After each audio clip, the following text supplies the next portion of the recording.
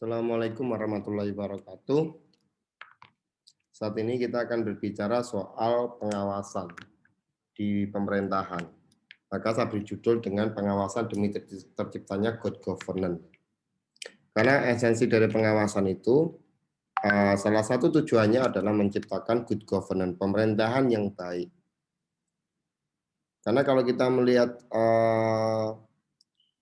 teorinya Klitgert, kalau tidak ada pengawasan, maka itu akan muncul potensi korupsinya akan besar, potensi penyelewengan kekuasaan itu akan besar. Maka organisasi yang baik itu ketika ada pengawasan yang baik.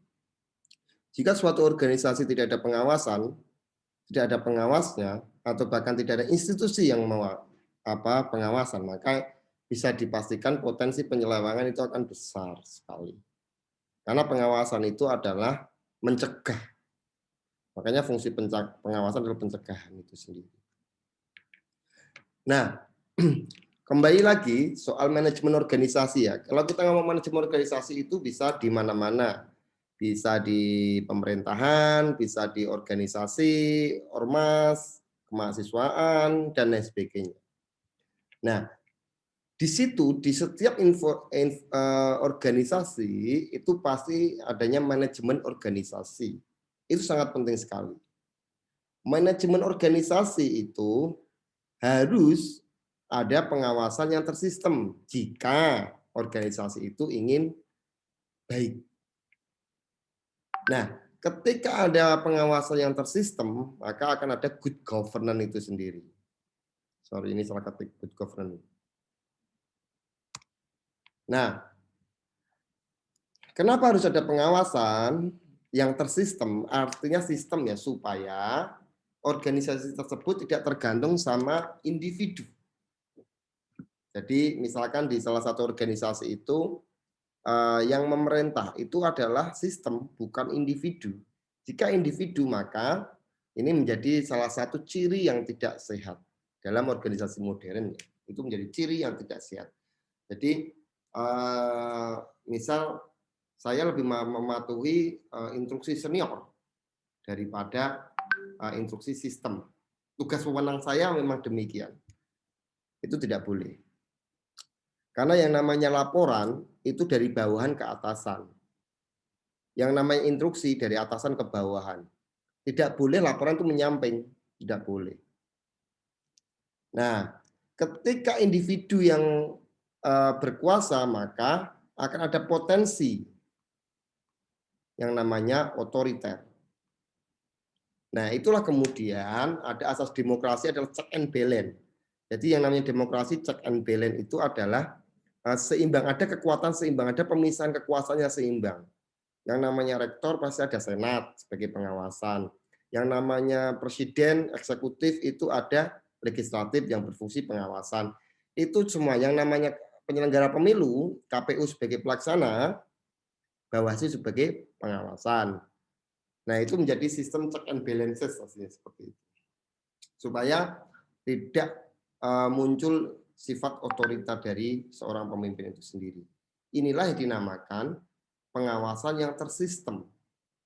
Jadi pengawasan yang tersistem itu adalah yang terstruktur, yang tidak tiba-tiba berdiri, tapi memang itu sudah ada sehingga organisasi itu autopilot. Nah, ketika ada organisasi yang pengawasannya tersistem, maka muncullah yang namanya good governance. Ini mohon maaf salah ketik. Jadi good governance, pemerintahan yang baik, organisasi yang baik, dan sebagainya. Organisasi yang sehat. Nah, apa itu good governance? Good governance itu adalah the wasted power is used in managing economy and social resource for development society. Jadi, kepentingan umum adalah kepentingan negara. Jadi, negara itu yang namanya good governance adalah kebijakannya itu untuk kesejahteraan dan peningkatan sumber daya manusia. Bukan untuk kepentingan sendirinya ya, tapi segala ekonomi yang ada di Indonesia misalkan itu diperuntukkan untuk kepentingan rakyat, kesejahteraan rakyat. Maka ini yang dinamakan negara welfare state, negara kesejahteraan rakyat dan untuk kepentingan umum. Nah, Oh, kita sering mendengar sih apa yang namanya istilah-istilah kepentingan umum ya. Nah, yang dimaksud kepentingan umum ini adalah kepentingan-kepentingan dari negara sebagai badan hukum. Negara kan sebagai badan hukum nih untuk menjaga kepentingan-kepentingan masyarakatnya. Kepentingan umum itu dibatasi dengan kepentingan pembangunan yang tidak bertujuan komersil. Nah, jadi kalau komersil itu yang mana adalah yang diuntungkan adalah sekelompok.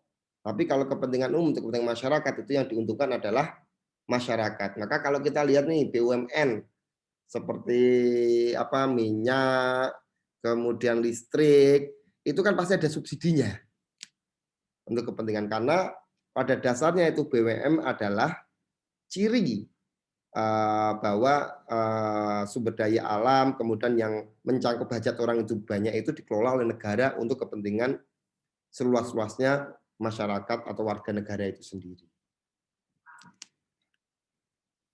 Nah,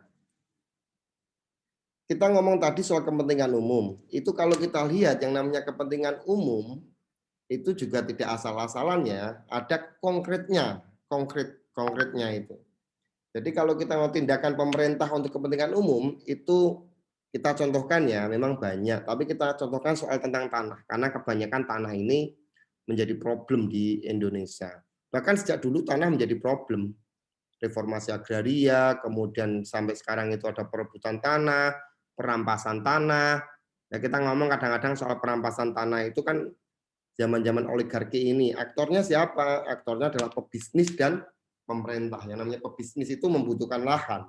Pemerintah punya kebijakan. Akhirnya mereka bersinergi untuk membuat kebijakan yang bisa menyingkirkan masyarakat kecil yang tidak punya power, tapi punya tanah, tapi tidak punya power. Kemudian diintimidasi dan diambil. Memang diambilnya memang melalui jual beli ya. Tapi jual beli dengan tanda kutip agak memaksa karena didasarkan dengan kepentingan umum. Nah, soal kepentingan umum ini. Soal kepentingan umum ini, apa sih soal kepentingan umum itu? Kalau di Undang-Undang Nomor 2 Tahun 2012 itu kepentingan umum soal satu, tanah itu digunakan untuk pertahanan dan keamanan nasional. Misalkan sebagai apa namanya lahan militer atau sebagai pertahanan dan sebagainya. Tapi ini jangan mentah-mentah ya, nanti kita lihat dulu. Jalan tol, terowongan, kereta api itu kepentingan umum karena itu soal fasilitas angkutan umum. Waduk, bendungan, irigasi, saluran air, dan lain sebagainya. Nah ini kan saluran air misalkan waduk. Waduk bisa dijadikan pembangkit listrik tenaga air. Kemudian irigasinya bisa mengaliri pertanian seluas-luasnya. Nah itu salah satu untuk kepentingan umum. Pelabuhan, bandar udara, dan terminal. Sama, infrastruktur, gas, dan sebagainya. Jaringan telekomunikasi, informasi pemerintah, dan sebagainya. Rumah sakit, pemerintah, dan lain sebagainya. Bisa dibaca di sini di Undang-Undang Nomor 2 Tahun 2012. Ini adalah salah satu bentuk konkret untuk kepentingan umum. Jadi kalau ada pemerintah yang ngomong kita ingin membangun jalan ini untuk kepentingan umum misalkan. Nah, kalian harus pilih kepentingan umum untuk siapa? Untuk pemodal atau untuk digunakan seluas-luasnya untuk masyarakat. Kita bisa lihat di ini. Ini kategorinya. Kategori kepentingan umum di sini ya.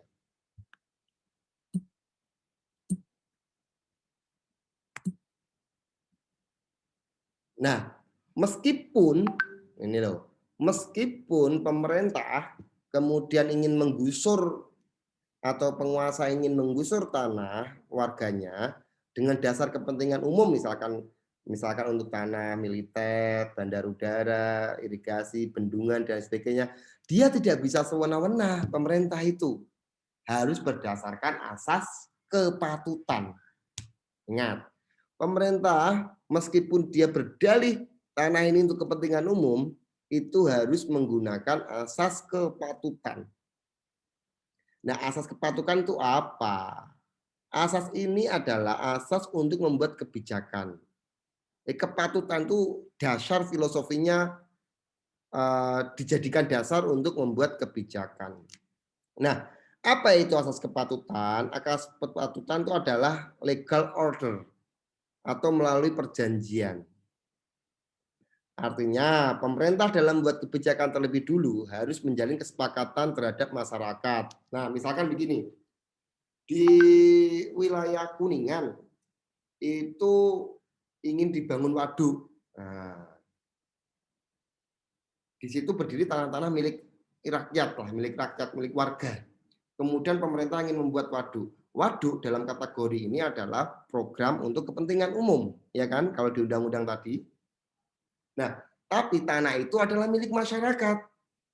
Maka tidak bisa sewenang-wenang kemudian atas dalih kepentingan umum kemudian merampas hak milik rakyat.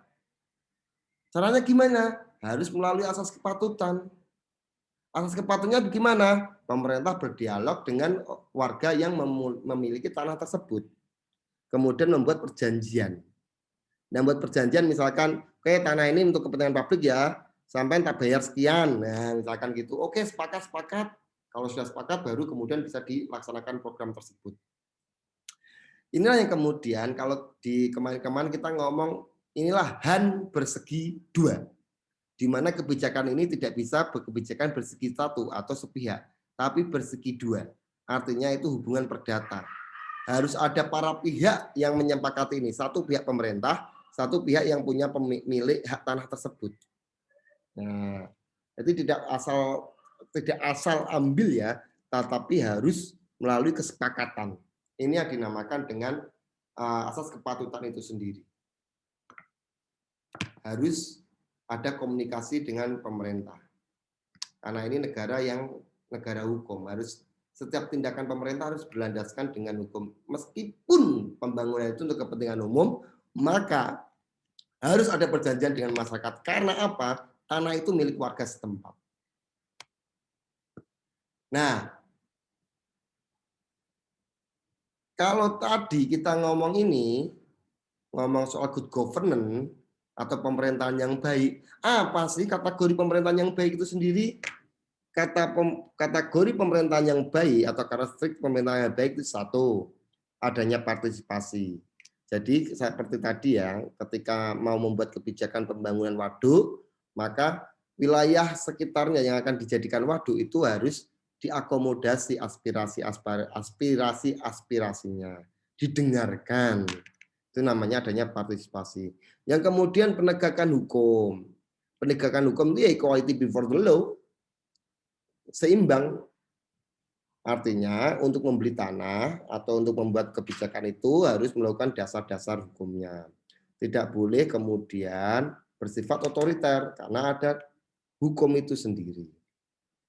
Efektif dan efisien. Nah, kalau efektif dan efisien ini cara penggunaan anggarannya itu harus diprogram tidak boros. Jadi setiap program, setiap anggaran yang keluar itu harus ada produk. Itu efektif, efisien. Harus ada produknya. Transparansi. Transparansi itu anggaran yang dikeluarkan pemerintah berapa jam itu masuk dalam kategori informasi yang terbuka. Jadi pemerintah wajib mengumumkan. Wajib. Apalagi sekarang ada undang-undang keterbukaan informasi publik ya. Jadi diumumkan di publik. Maka kalau kalian lihat itu di desa-desa itu kalau pembangunan itu kan ada kadang-kadang ada poster, baliho-baliho bahwa ini jalan ini dibangun dengan anggaran yang bersumber dari ini, total sekian, digunakan untuk ini itu kan itu termasuk dalam ikhtiar untuk melakukan transparansi. Kemudian visi strategis dan pembangunan ke depan.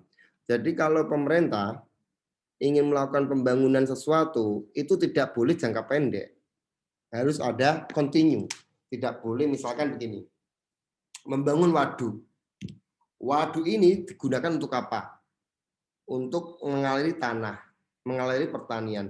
Pertanian ini nanti akan target ini. Tahun sekian mungkin 1 ton. Tahun kedua 2 ton. Tahun ketiga 4 ton. Itu harus terprogram. Maka di zaman Orde Baru itu ada yang namanya Pelita 1, Repetitor 2, Repetitor 3, dan sebagainya. Nah, ada programnya lah di situ. Jadi kalau Muhammad Yamin itu dulu itu membuat buku namanya Pembangunan Semesta. Nah, pembangunan semesta itulah ya kemudian tahun sekarang sampai tahun sekarang, oke, kita eksploitasi sumber daya manusia, sumber daya alam. Sumber daya alam ini kemudian untuk menyekolahkan warga Indonesia. Jadi biar tahun besok itu kita cukup mengandalkan sumber daya manusia lagi, tidak sumber daya alam. Nah, itu yang kemudian kalau dalam filsafat itu autoposentrisme. Jadi akal itu kekuatan yang dahsyat. Selanjutnya itu pemerintah yang baik itu adalah dia responsif terhadap gejolak-gejolak yang terjadi di masyarakat. Ia tidak diam. Responsif itu adalah menunjukkan negara hadir ketika terjadi problem yang ada di masyarakat. Bukan negara hadir ketika pilkada maupun pemilu ya. Jadi kebanyakan itu para calon-calon pejabat-pejabat itu hadir ketika pilkada, hadir ketika pemilu, pemilihan legislatif dan lain sebagainya. Tapi negara itu hadir ketika masyarakatnya membutuhkan. Karena ini konsep-konsep welfare state itu konsep-konsep yang apa namanya konsep-konsep negara yang aktif. Jadi kalau dulu itu kan negara penjaga malam. Jadi negara itu hanya menjaga ketertiban saja. Tapi sekarang itu aktif, negara itu aktif dalam membuat menciptakan kesejahteraan bagi rakyatnya itu sendiri. Jadi hadir, negara hadir. Consensus orientation. Jadi yang namanya pemerintah yang baik itu tidak sifatnya otoriter, tetapi bersifat konsensus atau kesepakatan bersama. Maka namanya dalam majelis musyawarah, apa namanya majelis MPR itu apa? Majelis Permusyawaratan Rakyat. Itu musyawarah. Jadi musyawarah kalau dipraktekkan di pemerintah daerah itu kan ada namanya musrembang itu. Di musyawarah bersama mana program yang harus diprioritaskan.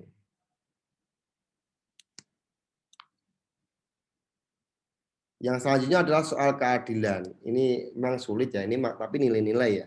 Tapi keadilan ini penting sekali. Karena kita harus tahu ya, mana yang harus dibantu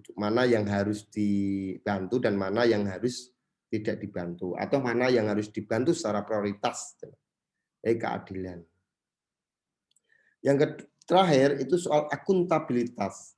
Yang namanya pemerintah atau organisasi itu harus akuntabel. Akuntabel itu dalam misalkan program keuangannya, itu akuntabel, bisa diukur.